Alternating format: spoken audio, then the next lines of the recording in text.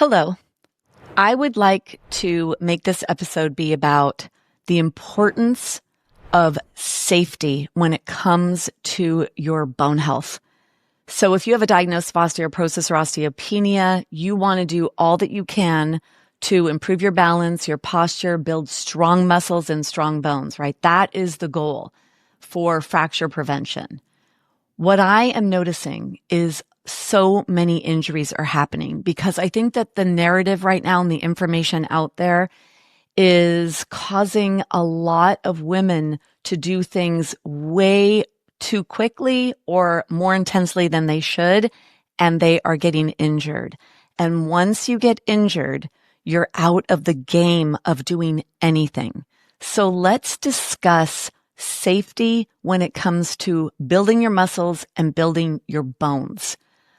On Instagram, one of the orthopedic surgeons that I like to follow said that after someone has surgery, they give them this acronym, weight bear as tolerated. So WBAT, weight bearing as tolerated.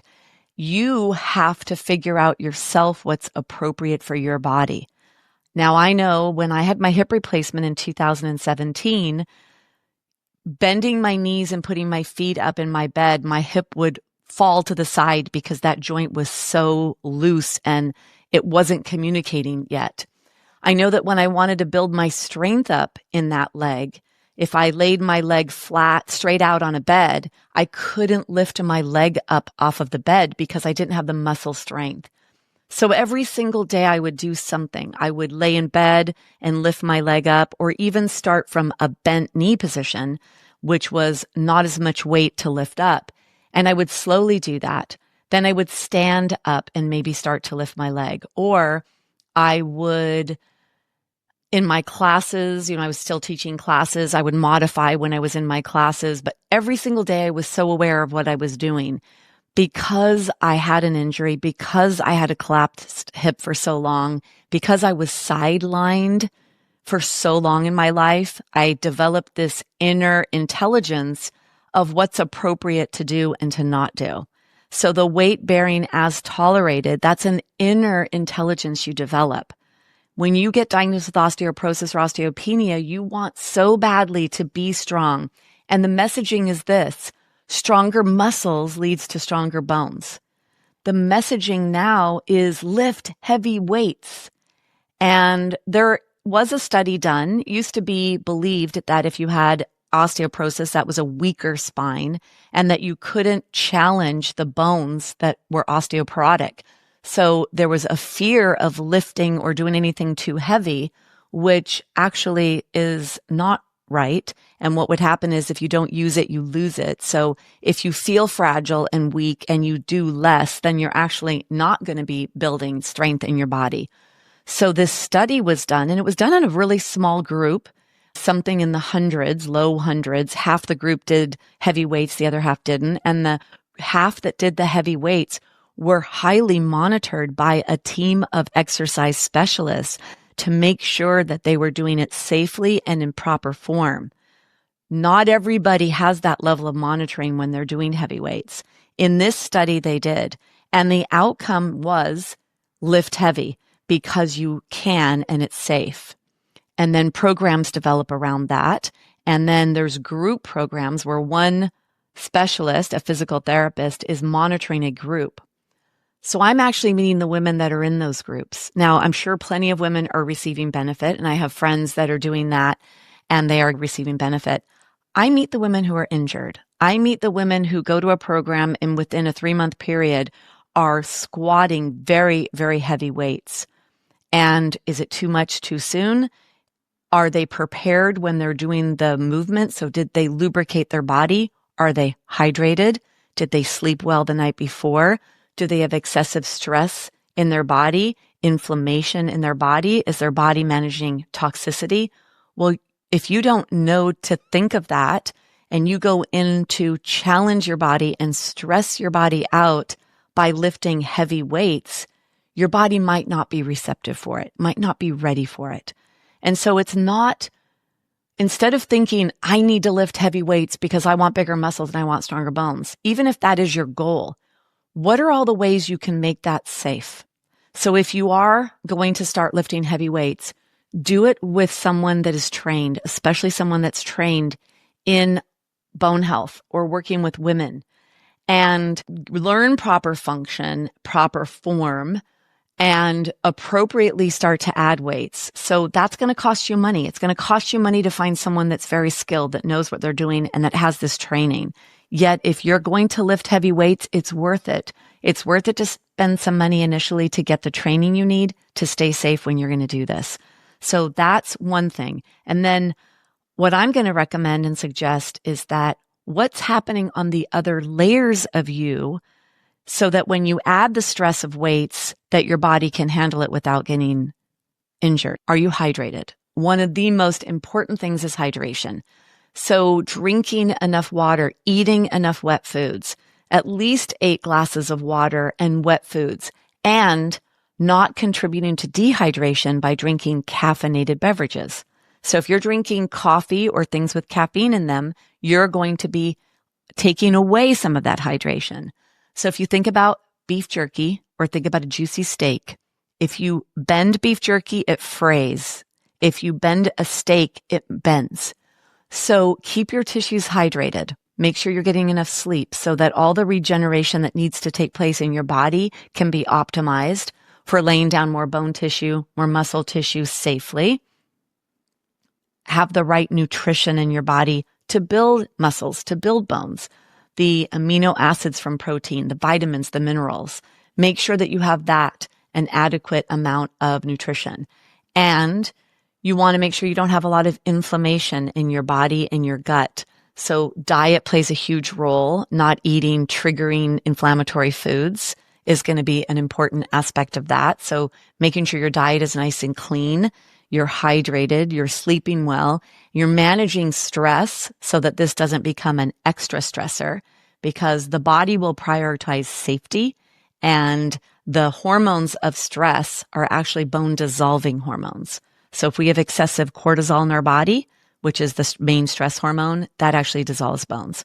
So make sure you are actually ideally prepared to bring in the challenge of heavy weights, that you are trained or guided by someone that knows what they're doing so that you could stay safe. So that's heavy weights if you're going to be doing heavy weights. And when it comes to studies, there's not a lot of people in these studies. And yes, they're good and they can have great information. And I'm actually now seeing the women that are injured. I see a woman in one of my classes that's lifting heavy weights. She's always now protecting her back when she comes to my yoga class because she has lived in a place of injury, injuring herself at the gym when she was lifting weights. So be careful. The other thing is, there are centers out there you could go to do osteogenic loading and to build stronger bones and stronger muscles. I've been to these facilities. I will say that you can make your body stronger.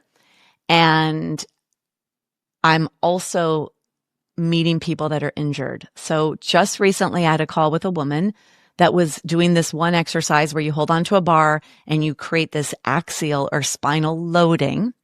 And the guy, his first day on the job, when she was doing it, told her to adjust her pelvis. She adjusted her pelvis and right away felt a very, very sharp pain right underneath her heart in the front of her spine. She fractured her T7, her 7th thoracic vertebra. She reached out to me and said, I fractured my spine doing blank, blank, blank. And I said, well, how do you know? And when she explained what she was doing, because I've been there and did the movement, and when she explained that this guy, first day on the job, young guy, probably not a lot of training, right? Not a skilled person, first day, told her to adjust her pelvis and she fractured her spine. Now for 6 months, she's had to modify and moderate her activity. So being careful, making sure whoever you train with or wherever you go, that they are skilled people training you. I have a hip replacement because a male yoga teacher tore my hip when I was 44. He pushed my body in a position and I felt my labrum tear away from my pelvis. I felt it. I felt the pop. It wasn't painful because the hip joint doesn't have a lot of nerves. It wasn't painful, yet all my awareness went there. And I know that that's when it happened. So For me, safety is so critical when it comes to you taking control of your bone health and doing all that you can. So if you're lifting heavy weights, find a trainer, make sure all the other components of your body is in the right receptive place to build stronger muscles, which will in turn build stronger bones. If you're going to centers, make sure the person that's guiding you and taking you through the circuit actually is a skilled person and has done this and understands bodies and understands aging female bodies, because there's a difference between a 30-year-old, a 40-year-old, a 50-year-old, a 60-year-old, a 70-year-old, and an 80-year-old. So who are you? And make sure that person understands and is trained. Heel drops. There's information that heel drops could be beneficial to bone health. Well, I'm meeting women that are doing so many heel drops that they're injuring their heels and their feet and their calves. And I just interviewed in my podcast a chiropractor, and I talked to him about this, and he said, yeah, that happens, and he's seen that as well. So be careful. Jumping, bouncing, is that right for your joints? As we age, our joints are not as receptive to those kind of forces. So the studies that show that gymnasts have better bone quality, now they're saying jump and bounce. Should you be jumping and bouncing? I don't jump and bounce anymore. I have a hip replacement. I'm strong. I'm active. I'm in really good shape. And I'm cautious of my body because I had a broken, collapsed hip, and I am not going back there. So whatever you do, raise your awareness. This podcast is to raise awareness that you can injure yourself lifting heavy weights and you need to be safe, that there are centers out there that you could go to, and whoever's putting you through the circuit, you can fracture. The fractures that I've heard of actually were all spinal. I've never heard of a hip or pelvic fracture, but I have heard of spinal fractures, and that wasn't the first person I've heard. I just asked her how she knew. And when she explained it, I thought, yeah, that explains it.